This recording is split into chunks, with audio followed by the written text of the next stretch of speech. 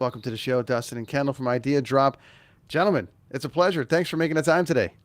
Absolutely. Thanks for having us. Yeah, It's good to be here. It's good to hear you, Kendall.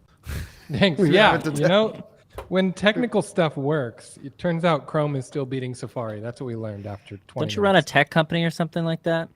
Yeah, and Apple for security and Chrome for features. That's the trade-off. There it is. Okay. I found you guys, like all of us do in this world of the internet. I was scrolling, and this content started coming on board of these guys in a room talking about cool ideas, and I'm like, okay, it's just it's cool. And then I saw another clip, and then another clip, and then it turned into this is like a bunch of guys. Idea spam. It's idea spam. It's idea spam. And we all sit around the pub or we all sit around whatever going, what would be cool? Or this would be cool. And you guys have put it into a show. It's called Ideadrop. And I love it. It's my new favorite podcast. So I wanted to get you on because you're in tech, you're in finance. You guys are doing a shit ton of stuff. And this is the Do Did Will podcast. So we speak to people all over the place now. So welcome to the show. Thank you for making the time. And we'll get into this. So because you guys have such extensive backgrounds in both of your fields, generally I like to ask the three questions of do, did, will, but you guys have this backstory and then it came into the pod.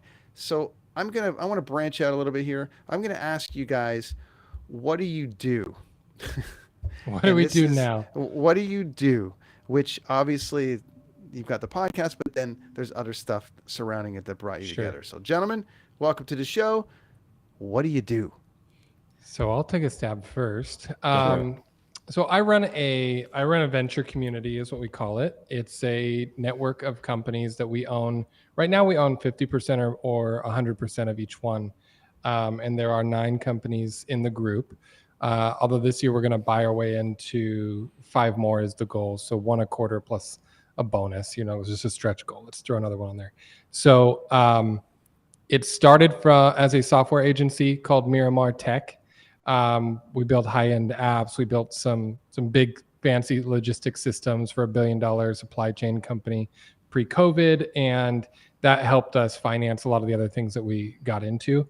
So now we have some marketing agencies that do content, or we have an SEO company called Curated Writers.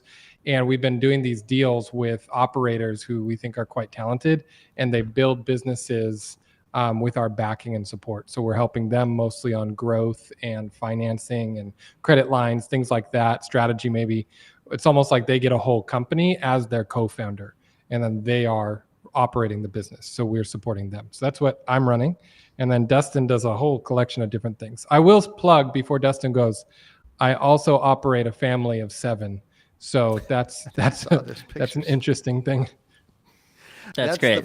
That's the full-time tech job right there. Actually, let's not kid ourselves. I got 2 and it's madness. So good on you, man. Yep. Three more than 2. Yep.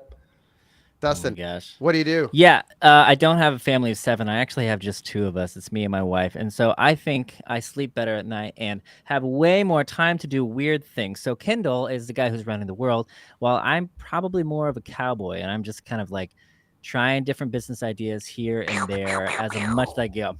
Basically that. I mean, so I can't give you the did because I'm anticipating you're going to ask us that question. But as it all started, then I just starting businesses because Kendall's like, hey, let's start this. You should start this. You should start this. And that's led to me doing tons of things. Last month, I was helping my sister start a ring business. This month, I'm working on a programming business that I can tell you about a little bit later.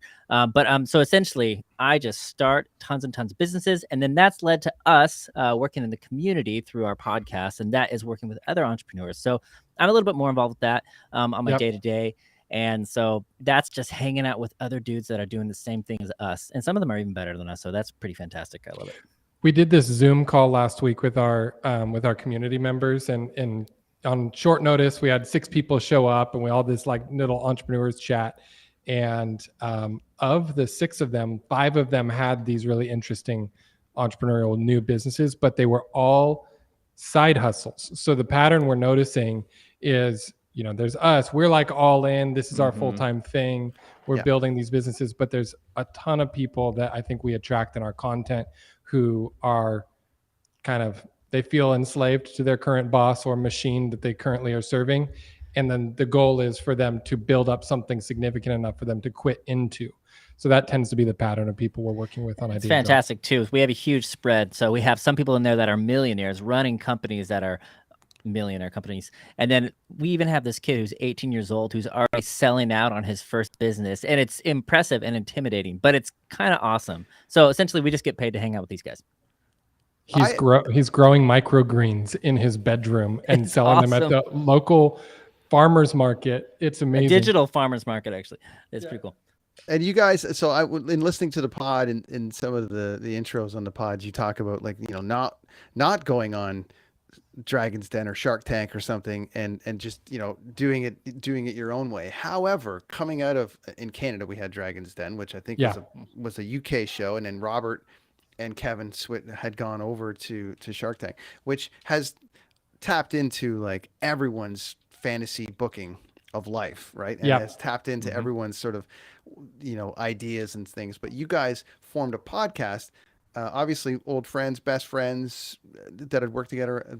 How did the pod come together? Because the Ideadrop podcast obviously is what put the three of us together here on a show. But you both got extensive backgrounds. But how did the Ideadrop come together? Because it's brilliant and my new favorite show. So I'm going to hijack this. Kendall usually tells the story, but I want to see if he agrees with my story as well. So here's how it is. So I left my job about a year and a half ago. Kendall and I always shoot the breeze because we worked with each other years prior to that. And he's like, hey, we should just start some businesses. And so what we would do is every afternoon we'd go sit out by this overlook, grab a drink, and talk about businesses we should start. And then I just dropped the idea to him. I said, hey, I built out a podcast studio. We should go over there and film us doing this and then actually film the businesses that we start. And he said, what the hell? How come you haven't told me this? So then we go to the podcast studio and then we start doing it. And pretty soon it just led to us doing things. I mean, right after that, we shortly bought a business and then we lost many thousands of dollars on that business, and then we started another one. Then we got scammed. We totally got scammed. It's pretty bad. But then, so that's the quick and dirty version of how our podcast started. Kendall, what do you have to add to that? Please fill in the gaps. So my wife is a professional musician and has done that for 15 years, and Dustin was heavy into production on some of the projects that my wife was doing. And so I met Dustin just as I'm like, what do they call that? I'm the roadie. So that we'd travel sometimes for conferences or stuff like that. And I would literally be working on my laptop, running the business. And I met Dustin that way and we became fast friends. He's good to have a beer with. And so when I realized he was so deep into production, that he was building out entire studios. And I think he even gave me the black market deal on some free sound dampening material that I use at my home studio.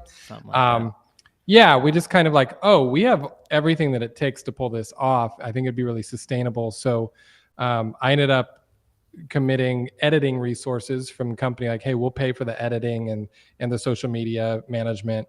And Dustin and I just have to show up and do this thing. And he helped me with the technical stuff. So that was a year ago, roughly. And what we didn't realize is our podcast is actually just a TikTok channel.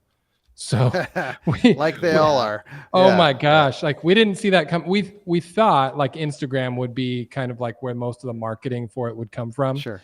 And then TikTok is just, I don't know, 30x or something.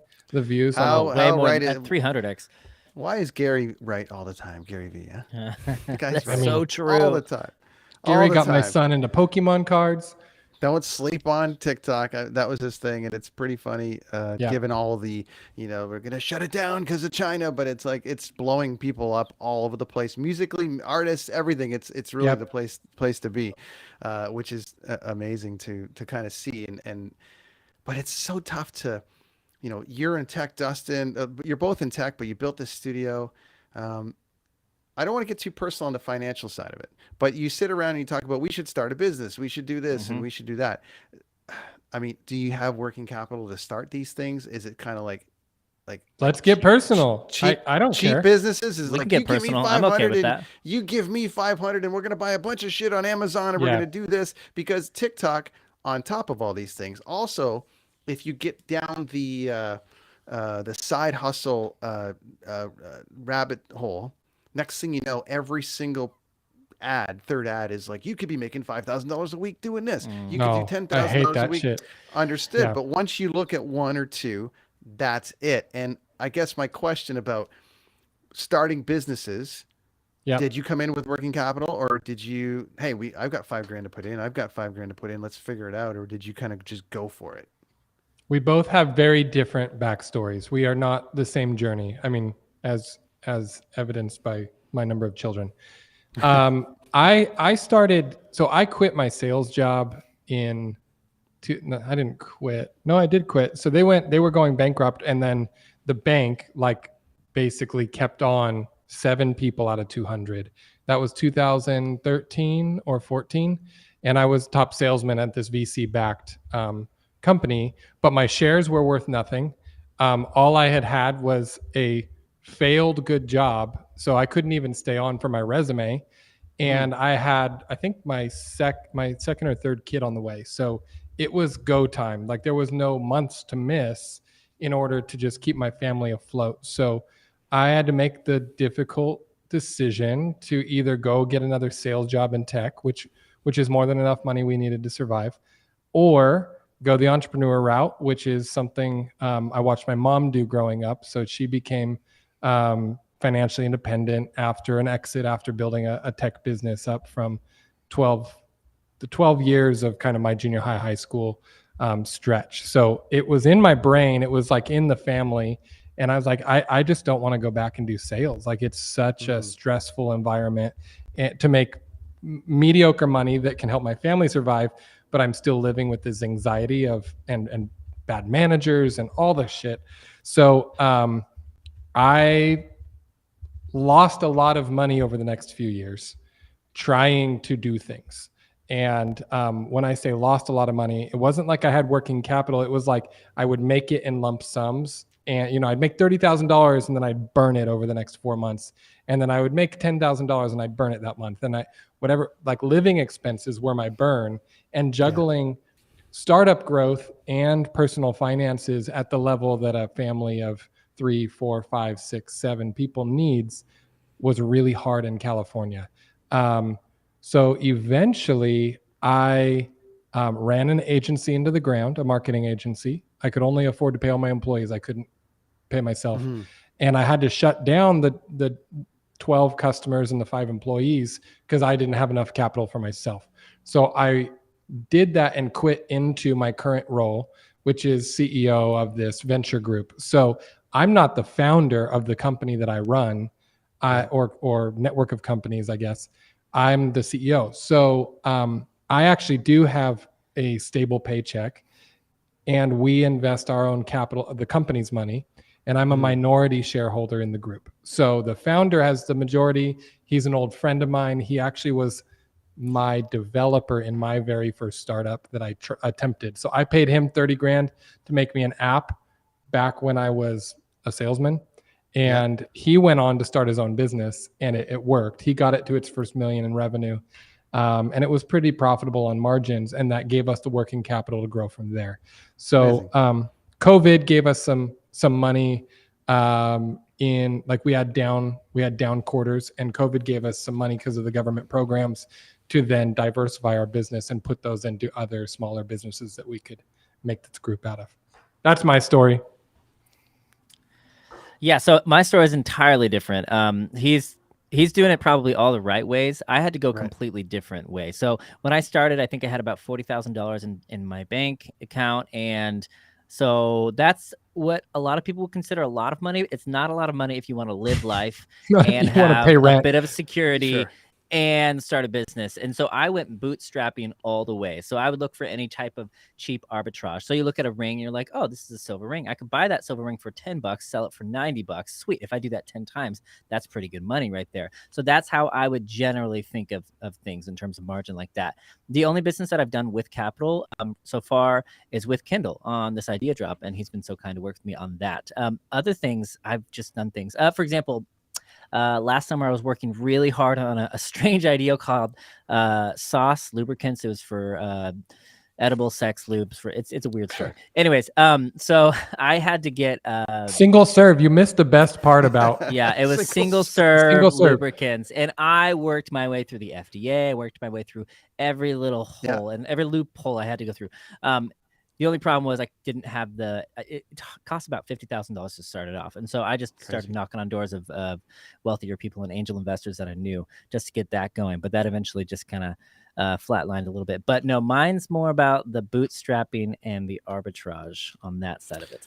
What do you think? Okay, so these to that point, and Gary, obviously we talked about Gary Vee, but he's making millions of dollars just doing yard sales and all this kind of shit, and it gets it in everyone's brain that anything's possible to do this thing. As you've got smart investments, not smart investments, but the oddest kind of investments that do crazy things, especially during COVID. People made a ton of money. But what do you think of these things that come on TikTok about side hustle? Do they have any weight?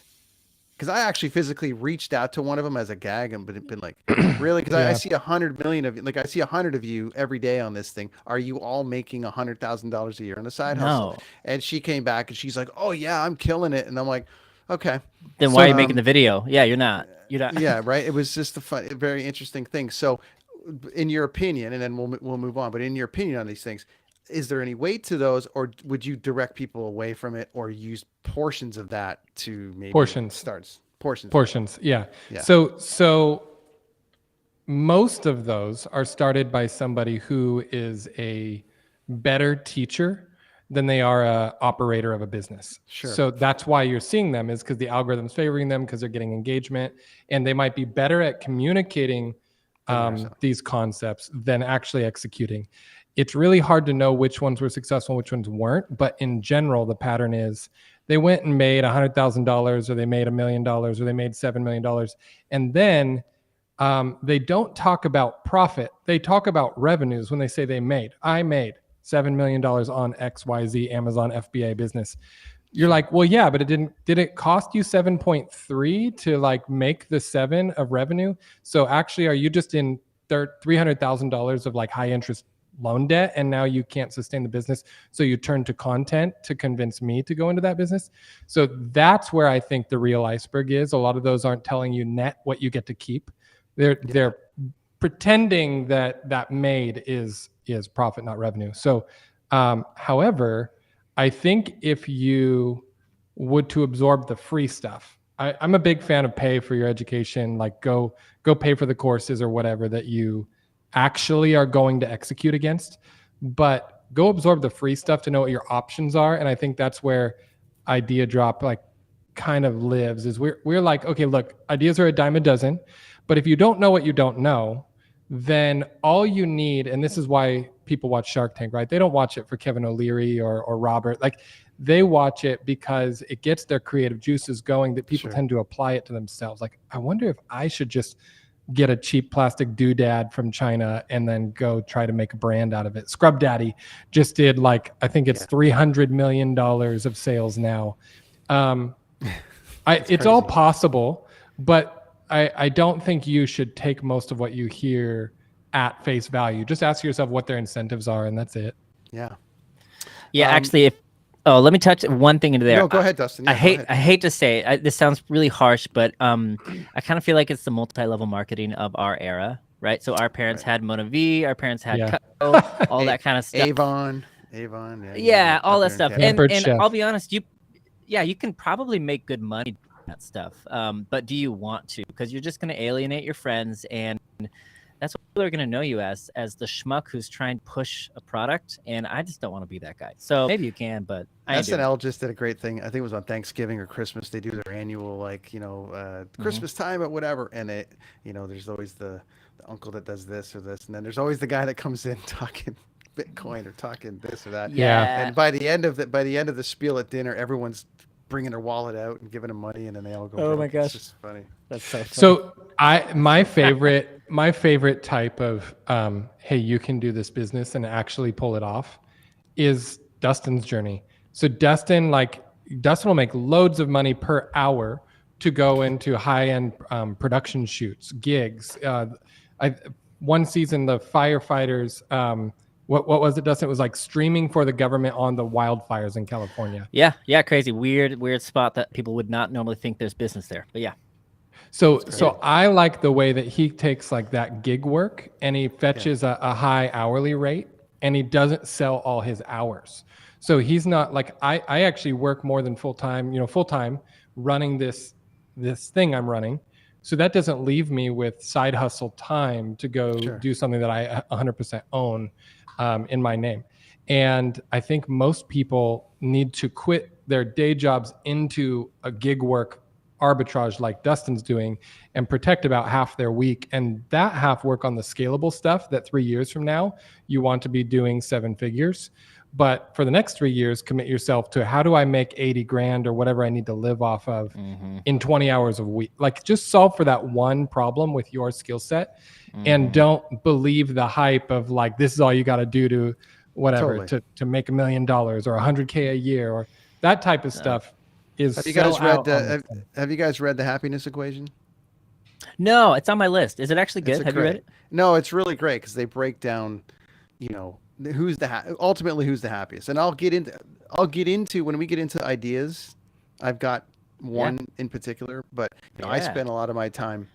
I travel the world for work. It's my dream job. It's all the rest of it. But I, missed a lot of rents and slept on couches for that gig.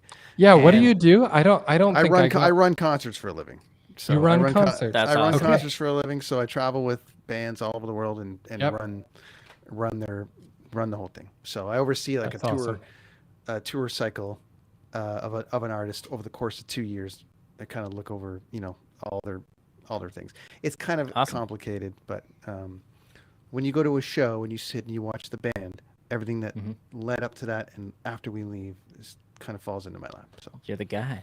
Okay. Dustin knows a lot about that world.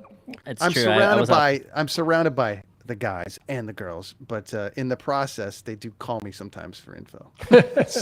Hey, what do I do for? But you put out the fires.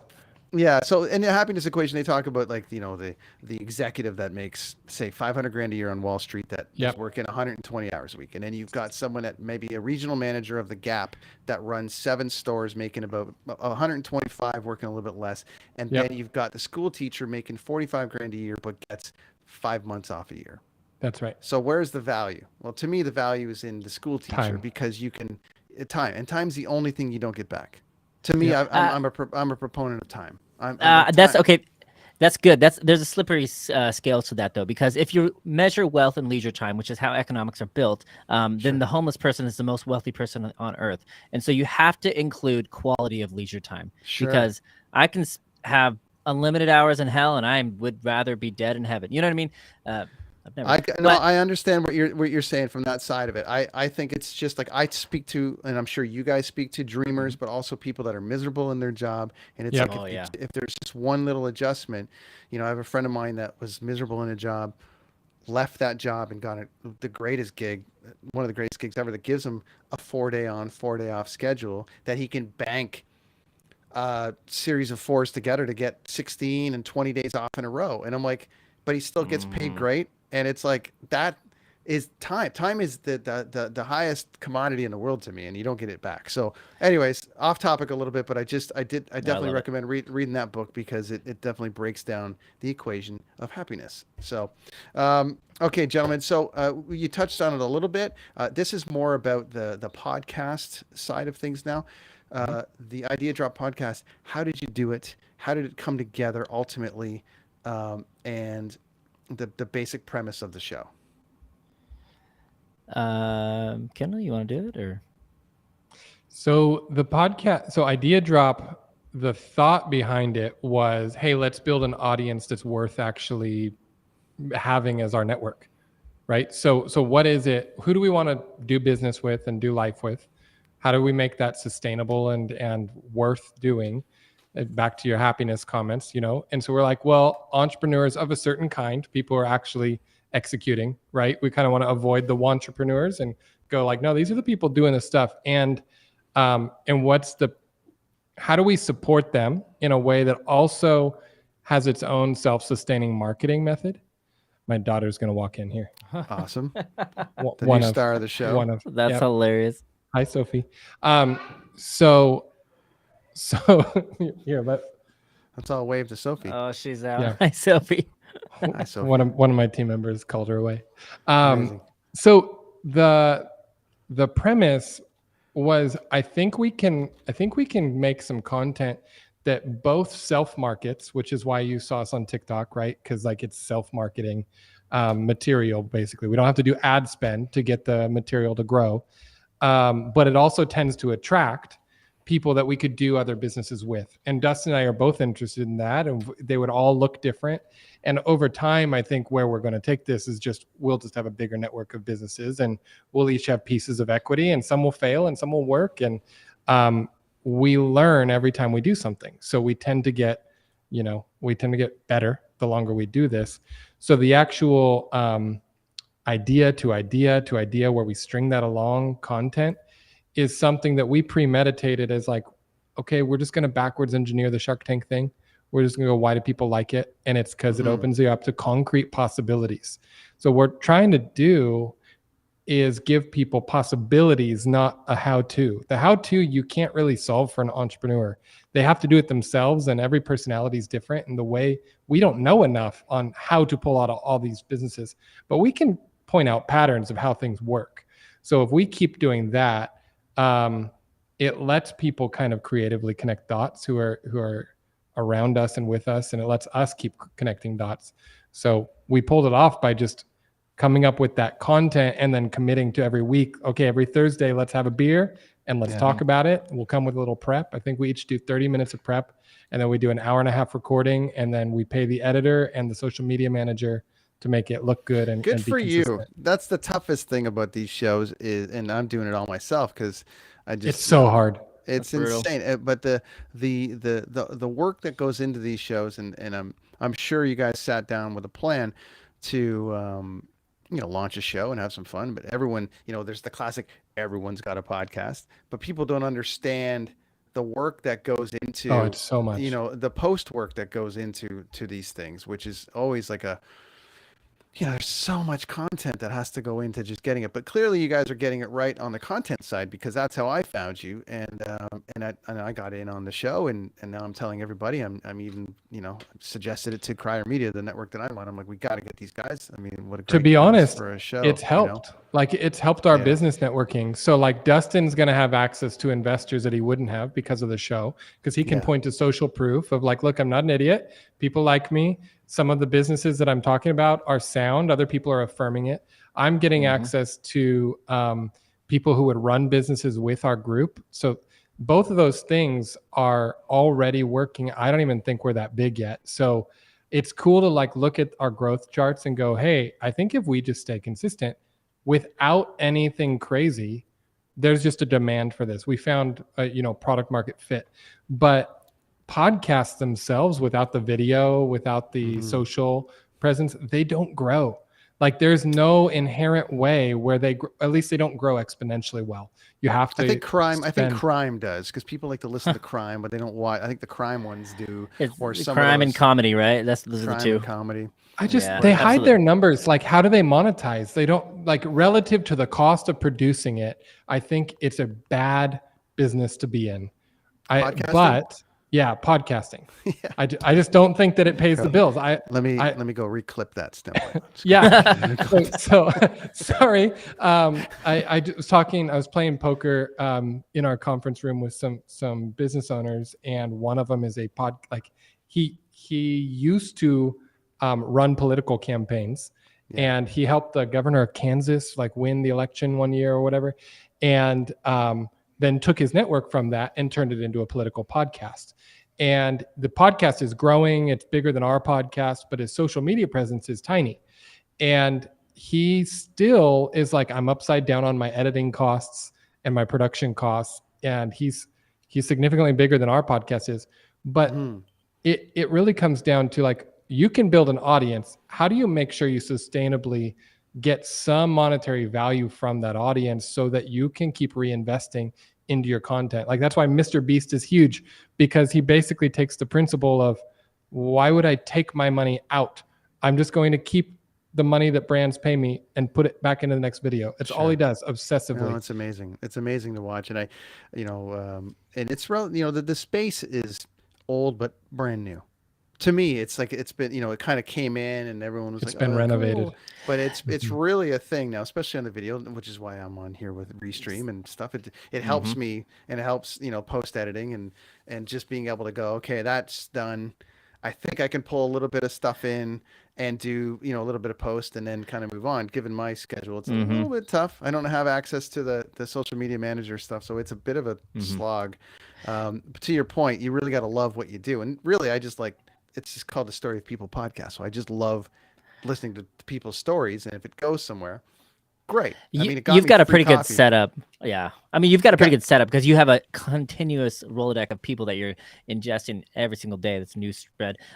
Sorry, I totally interrupted you, but let me say this really quick here. I do think it's going to be huge for businesses and brands. I think the era of podcasts is going downhill for local people, local influencers. Like when Kendall said, "Hey, we should do a podcast," I said, sure. I like getting beer with Kendall twice a week or whatever that is. That was legitimately my incentive because I just like hanging out with Kendall. So that's a pretty damn good start for me. But for most people, it's not going to monetize well. But I do think the change will be with brands. Them talking about their content, their brand, their every single thing there. They have the money, they have the budget to clip it, put it on social media, and that's how they're going to find success. So there you go. That's so.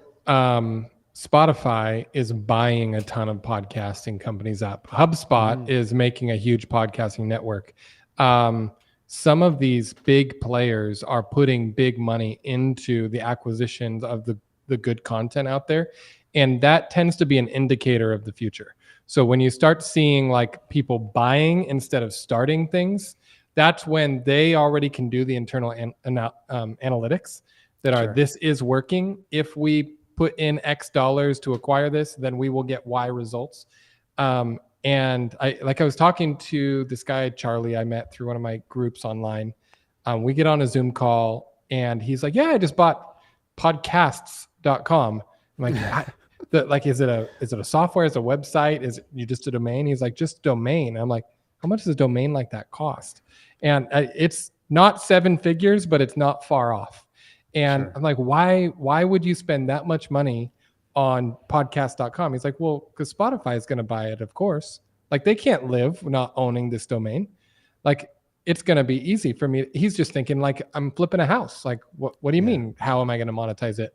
So it is really interesting when the market gets to that level of predictability of if you put in X effort or money, Y result will come.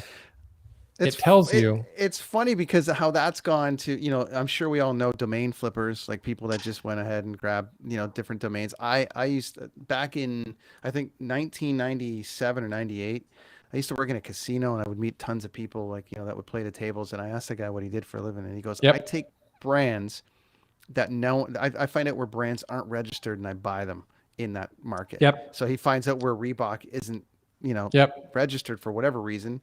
And he goes, and then they just pay me when they don't even argue. They're just like, whatever. And that's how we did it. And that was the early phase of that. And now I'm finding that like these domain.coms and all these different things are getting bought up, to your point, because content is everything. And the content's obviously, I can't even get Miramar.com. I've been trying to get Miramar.com, but some billion-dollar company like acquired a company that used to be called Miramar, and they just park the domain. It's just forwarding to something else. And it drives me crazy because I'm like, that's literally our brand. Sure. I want the .com. So I had to settle for the .co, which was $5,000. And so somebody made, probably $4,500 off that domain to me.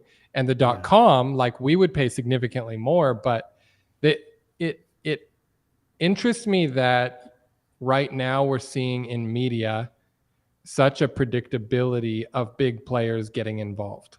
Post-COVID especially, everything moved remote. And the way the algorithms work is they serve you up on a silver platter things that you will like, and the algorithms are really good at it. And brands know that is predictable audience. So if they build things that people like, they will get audience, and they don't have to have ad spend as like basically Facebook and Google had a monopoly on your ad spend over the last 20 years, right? And that we're moving away from that because now you can own the distribution lines of your content, of your ad traffic can be yours. It's going to be interesting to see where everyone, what the options will be, though, if TikTok gets shut down here, in North America, and it's going to be, that, which is why I think they're, and we'll move on, but I think that's why everyone's pushing YouTube Shorts so hard now, because of, that's not going anywhere. So, right. Gentlemen, what will you do next? What's the plan for Ideadrop Podcast, yourselves, all the rest of it? But, the final question of the pod, what will you do next? Okay, so for the podcast, very short, we're going to keep on going. We're going to keep on making more content. And we have a few branches that we're kind of exploring, like how should we go? One side that we know we want to keep on going is we have a community of people who are building. We just want to keep on growing that because it's fun to hang out with people who are doing stuff, kind of like we are doing stuff. And that's great. So we love that we're just going to double down on that. We'd like to maybe, with some people in that community, start some businesses with them. And so that will continue to go. The other thing that I'd like to do with it is, growing up, I was really poor. It was really hard for me to figure out how to start a business. And so I found out the hard way. And the hard way was a lot of blood, sweat, and tears. And so I'd love to make those steps a little bit more accessible to people who are kind of like where I was 10 years ago. So just more courses, and even just videotaping the process of starting businesses. So with the podcast, that's what I have in my mind. Kendall, what do you think?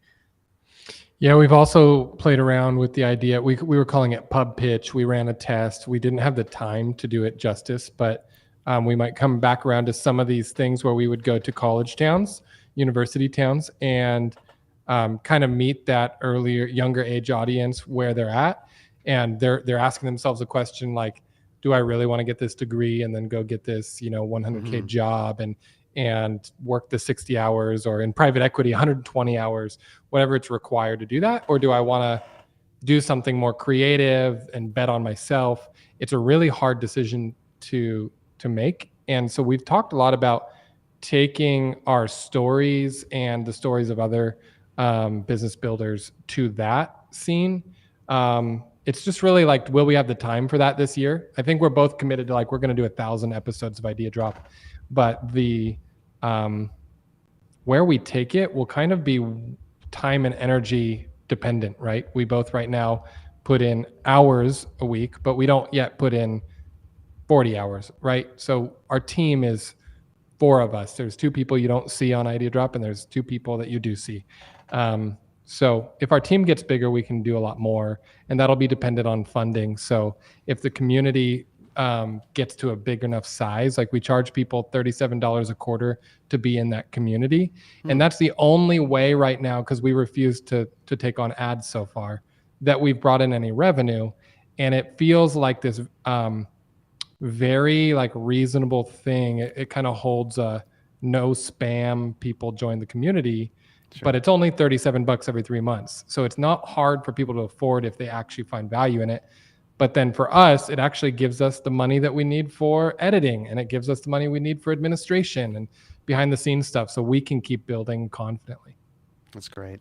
It's a great show, an amazing premise. My favorite new podcast, as I mentioned, I just did a bunch of flights from the Middle East and Africa, and it kept me company. So thank you for that. Good. I haven't seen your Apple review come through yet, Brenton. No, well, you know what? Sorry, I haven't done that, and I'm so guilty of this. I actually, all the things, subscribe, 5 stars. Yeah, I don't do any of it either. Do the whole thing. I did that when I first started the Brenton on Tour podcast, 100 episodes ago, and then I was like, everyone does that. I'm not going to do that. Yeah. Because I'm just like, it's a meme now. People are like, subscribe. It is a meme. It's hard to feel like you're selling out. But you still have to find a growth method, and you have to tell the algorithms people like us. So yeah, and I've got a good, there's somebody on the network that I'm on that's builds pods and builds networks for a living, and he's been great. So he's guiding us there, and he's getting us to a good spot. Crier Media, good job, Crier Media. But guys like you making time for me is going to help grow it, which is awesome, and I appreciate it. So I want to leave with some ideas. Obviously, you guys have the Ideadrop podcast. You drop ideas. One little question about that you give like you don't. There's no intellectual ownership there, right? You drop it, you throw it out there, and if someone snags it, you're like, well, No, good they're on you, good on you, like right? Krispy Kreme donuts. I mean, it's a Yeah, I've baker's seen dozen. people. No, I've seen people snag them actually at this point already. I've seen stuff where like, wait a minute, that's what we talked about 6 months ago, and it's already up there. But yeah. It's the whole premise is it's completely free. Ideas are easy. Implementation is hard. So Yeah. All right. we go with Let's go with. I've got a couple, but I want to hear what you guys got first. Ooh. Why don't you give us an example of an idea that either you haven't dropped on the show or an idea that you think people might think is really cool. Okay, so AI is really trending right now, and I'm tired of AI business ideas because that's all that I see on my TikTok feed right now. But I'm going to give you a fresh take on an AI business idea that I had today. They call the skill of talking to Chat GPT-3 like prompt craft. Whatever AI you're interacting with, prompt craft is basically like saying Googling.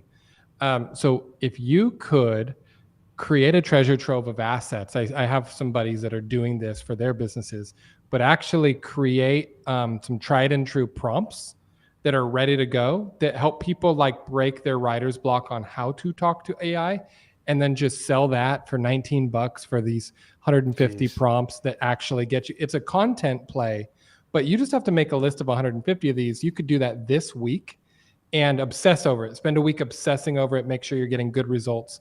But then put those in a Google Doc, save that as a PDF with your brand, go on TikTok, talk about it, and say if you want all 150 to make your life easier, it's $20. Connect it to Stripe, and there you go. I love this plan. This is a good plan. AI is crazy right now, so totally crazy. It's absolutely crazy, but cool. Can't avoid it. It's like we got to bring people kicking and screaming into it, but it's definitely going to become a thing. Dustin, what do you got? All right, some ideas. Here we go.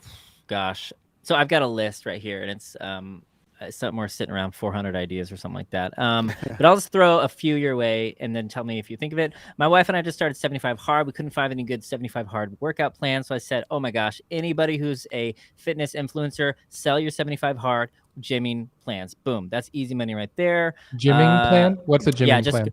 Like you go to the gym, and I don't know what am I supposed to work out twice a day for 75 days in a row? Sell me exactly. The steps. I would, boom, easy money right there. I would happily pay that. In America, we have a hard time with getting around liquor laws. So talking about starting a club, we have a friend who's starting a club that is tokenized. In order to get into it, you need to have an NFT token to get into their wine club. However, I think that you could just do it with the club itself, thereby just getting out. Yeah, I don't know. Getting out of the liquor law problem right there. So that's one right there. So on that one, I really like taking the club concept, because for people who don't know, if you are a part of an exclusive club, they can serve you a certain amount of liquor without a liquor license. If you're in a private club, there has got to be a way to make that club not franchisable, but like other businesses can then use the club extension. So use their bylaws, use their legal entity, use their processes, and not get a liquor license and basically serve it on their private premises. Those types of things. But what about like a liquor license consultant? Like every time I've wanted to get into a business that requires liquor, I don't know who to call. Like if you're $200 an hour and you're the consultant actually knows California laws for this, it's like a lawyer. There's got to be something. Like I know a buddy of mine just opened a place in Vegas, and he had a guy kind of show up and be like, "You got to do this and you got to do that," and and that. So they must exist. But yes, to your point, they must exist. So to start the business, though, to make that feel accessible to people, like you can go read and obsess over laws, and then run ads on Google for yourself as a liquor license consultant, right? That's good. Oh, I have one. You travel a lot. I want to see what you think. I've been trying to push this idea, and I want to see if anybody thinks this is a good one. It's location-based Twitter. So if you go to a location, you can see the conversation that is happening there or has happened right there in a certain amount of time. So you don't know what the conversation is until you get to X location. Like at the venue. At the venue. So 20 days ago at this venue, somebody said this. Or it's just always updating real time wherever the location is. Interesting. What do you think about that? Well, I mean, it depends on how big of a Twitter head you are. I mean, I guess that's part of it, but Yeah. I like it. No, I mean, anything real time, old time, I think it's a good idea. So, especially when I talk to a million people a day on these gigs, so it's Mhm. cool and I ask a lot of questions. I was just in South Africa, and it's like, tell me about this, tell me about this, tell me about this. So it'd be great to have a bit of a I reverse just don't there. like those businesses that require a bunch of risky capital and you have to like convince That's what it millions of is. people to use it. Right. That's exactly it. Yep. Exactly it. Do you have any like you're in the entertainment industry? Are there any Yes. like I've got two. Okay, Oh, please. I've got one here that I want to. Okay, they kind of go together a little bit. No, they don't actually. Let me go. Okay, so the in our world when bands play live, they can submit their set lists and they get PRS, they get performing rights stuff from like ASCAP, BMI. I'm sure you know a little bit about that. That's how they get paid. The Mhm. controversy around Spotify not paying artists enough, or YouTube, Right. like how are they Right. monetizing it, et cetera, streaming. So, um, I think I would love a program for these artists, and it can be even movies and actors and all the rest of it. I think it would be really beneficial to all involved if there was an instant payment for a stream or a live performance. So the second you get off the stage, it's like you're not waiting 8 months to determine whether you just played Cape Town, South Africa, or LA. The second Yeah. you got off stage, it's already registered, and the $9 is already in your account.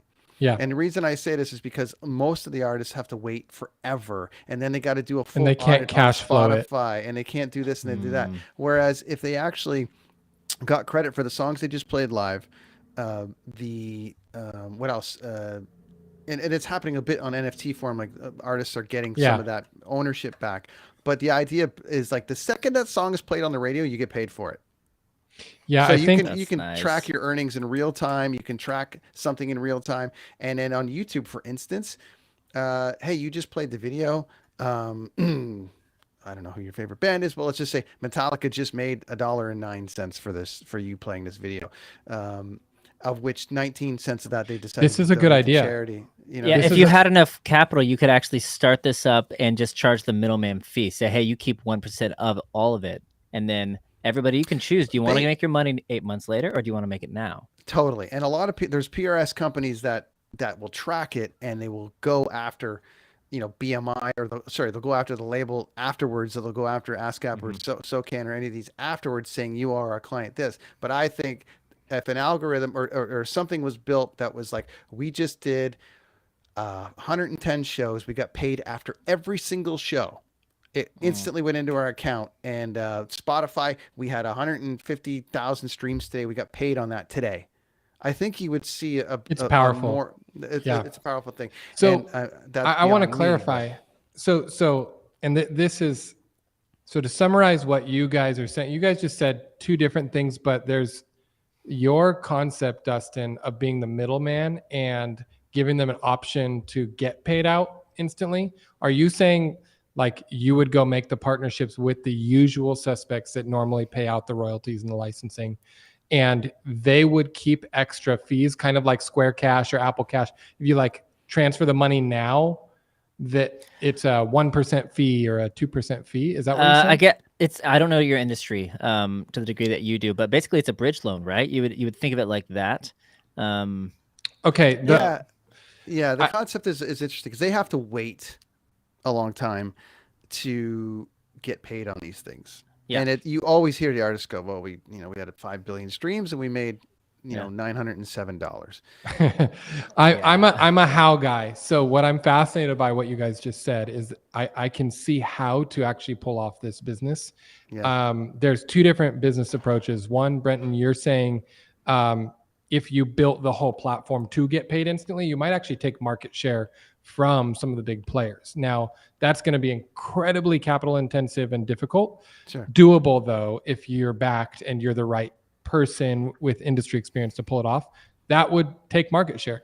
But what Dustin, I think a riff off of what you're saying to like get paid out earlier, instead of doing a bridge loan method, if you just take that experience you have on like PayPal or Apple Pay or Cash or Venmo, where it's instant transfer to my checking account, and you click that button, but it's at a loss, right? You pay them like 1.5% fee or something. Those fees add up so much. But human behavior is I want it right now. So I think if you made the middleman plugin just a tech for that to work, it would basically use NFT technology, right? It use blockchain. I think the big players would adopt that because you would be giving them, let's say 70% of the fees collected, and you would keep 30% of those little fractional fees, but it'd be a lot of transactions. So artists can choose. It's Superman 3. Superman 3. What's Superman? Superman 3 with Richard Pryor. He found all the little cents from the company and transferred them into his bank account. I mean, I would just call that office space. Isn't that what they did? It was a rounding error on Office Space. Exactly. Yeah. It's Office Space and Superman 3. And then one more for me. We were talking about happiness and the equation and all the rest of it. I think there needs to be a site called dreamjob.com.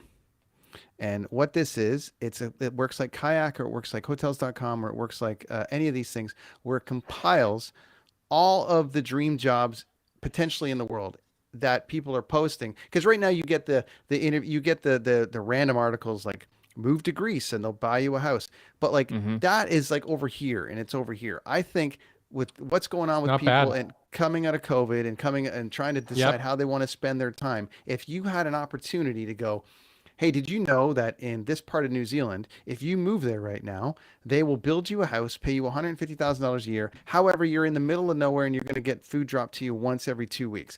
But it's good. It's this idea of a site that compiles every single potential dream job in the world or out of the box job in the world, or gets people thinking about something else, and it's in one spot.